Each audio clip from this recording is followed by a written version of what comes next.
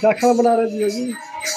पनीर की सब्जी, कढ़ाई पनीर और आलू परवल की सब्जी, दाल, चावल, रसगुल्ला, पापड़ और क्या चाहिए? सब्जी दिखाओ क्या? दिखाओ। ये हमारा पनीर है,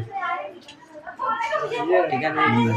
अभी आलू काट रहे हैं, परवल कटेगा, परवल है, परवल है, चावल बनेगा, आलू थोड़ा थोड़ा निकला।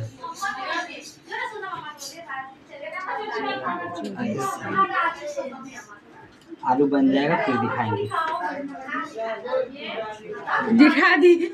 तो पनीर दिखाए ना, आलू दिखाए। बन जाएगा तो दिखाएंगे। बन जाएगा फिर सब्जी नहीं बनाए ना। आवाज